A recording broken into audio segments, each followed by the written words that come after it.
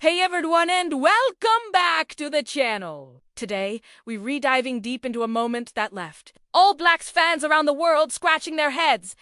The shocking early substitution of Cameron Roigard during the defeat to England. The All Blacks' Grand Slam dreams were dashed at Twickenham, and this particular decision has been a massive talking point ever since. So, let's break it down.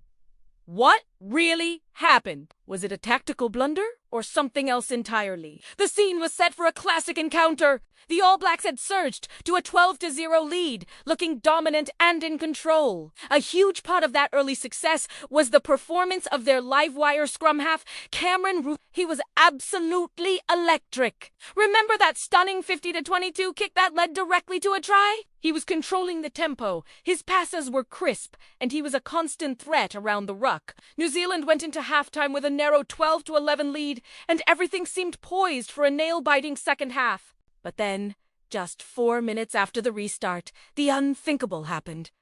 Roigard's number came up. He was hooked from the field, replaced by Cortez Ratima in the 44th minute. To say this decision was confusing would be an understatement. On social media and in living rooms everywhere, fans were asking the same question. Why? Why would you take off one of your most influential players at such a critical moment in the game, especially right after England had just nudged ahead? From that point on, the All Blacks' momentum seemed to evaporate. England, buoyed by the change and the roaring Twickenham crowd, seized control. Fraser Dingwall crossed for England's third try before the hour mark, and Steve Borthwick's side powered on to a famous 33-19 victory, marking their 10th consecutive win. The loss was a bitter pill to swallow for the All Blacks, but the questions surrounding Roigard's substitution lingered long after the final whistle. So, let's get to the heart of the matter. Why was he taken off? This wasn't some rookie coach making a panicked decision. This was Scott Robertson, a man known for his astute tactical mind. After the match, the head coach finally shed some light on the situation, and the reason was simpler and more concerning than any tactical theory.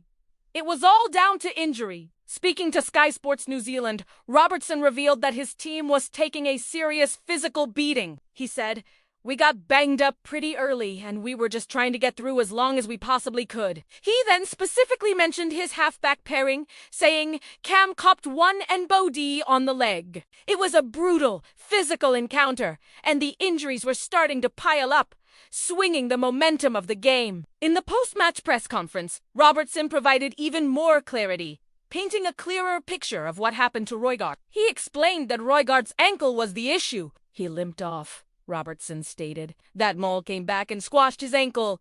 As you saw, he was pretty strapped up after halftime." This explains so much. Roigard, the tough competitor that he is, had tried to push through the pain. Robertson continued, "He tried to run it out, but wasn't even running, so that wasn't even an option." At that point, the coaching staff's hands were tied. A player who can't run is a liability, no matter how skilled they are. The decision to bring on Cortez Ratima was a forced one, a necessary change to keep a fully mobile player on the park. Robertson summed it up perfectly. "We got a few bangs early in the piece. We had to make changes that we wanted to leave to the end.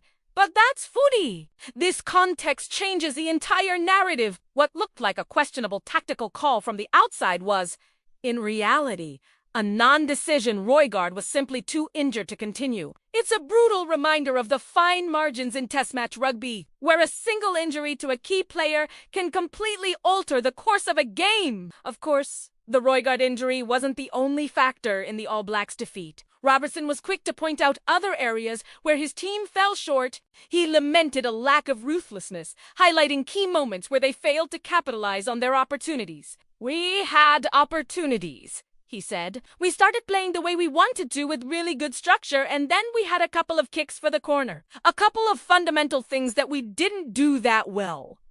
Think about those missed penalty kicks to touch from Scott Barrett.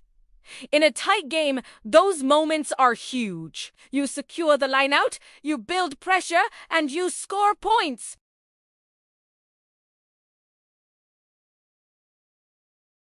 They clawed their way back into the game, with George Ford masterfully steering the ship, nailing a couple of drop goals, and keeping the scoreboard ticking over. The yellow card to the All Blacks after halftime only compounded their problems, giving England the momentum they needed to pull away. The captain, Scott Barrett, echoed his coach's sentiments. He recognized that the All Blacks had let England off the hook. "We had our opportunities, particularly in the first half," Barrett remarked. "We got away to a handy lead, but we didn't quite find touch there. And England ground their way back into the game."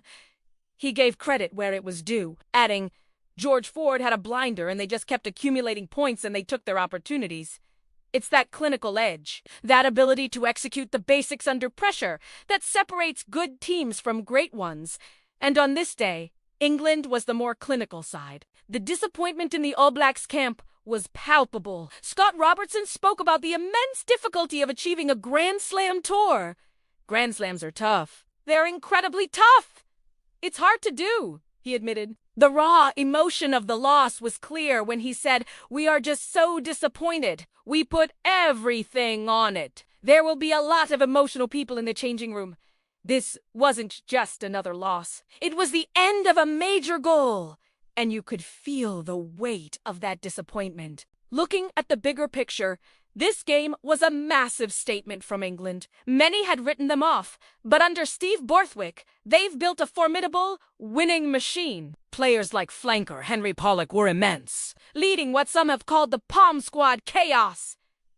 And in the midfield, Ollie Lawrence had a phenomenal game, stepping out of the shadow of past English powerhouses to deliver a dominant performance against the men in black. It was a complete team effort, and they thoroughly deserved their victory. For the All Blacks, it's a tough result to process. Player ratings after the match were mixed. Will Jordan was a standout, a constant threat with ball in hand, but others, like Scott Barrett, had a day they'd rather forget. The missed kicks were costly, and it highlighted the pressure that comes with wearing that number 10 jersey.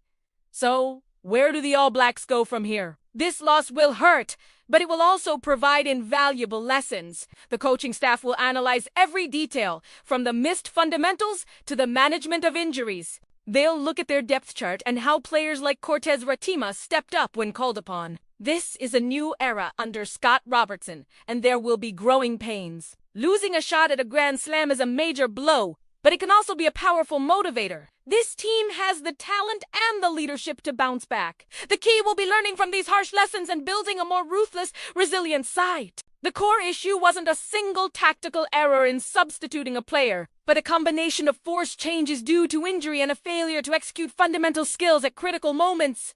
What are your thoughts on the game? Do you think the All Blacks could have won if Roigard had stayed on the field? Or were England just too good on the day? Let me know your opinions in the comments below. It's always great to hear from you and get the debate going. This was a fascinating, and for All Blacks fans, a frustrating match to dissect. But that's the beauty of sport. Thanks for tuning in today. If you enjoyed this breakdown and want more in-depth rugby analysis, make sure to hit that like button and subscribe to the channel so you and miss our next video. We'll be back soon to cover all the latest action. Until then, take care.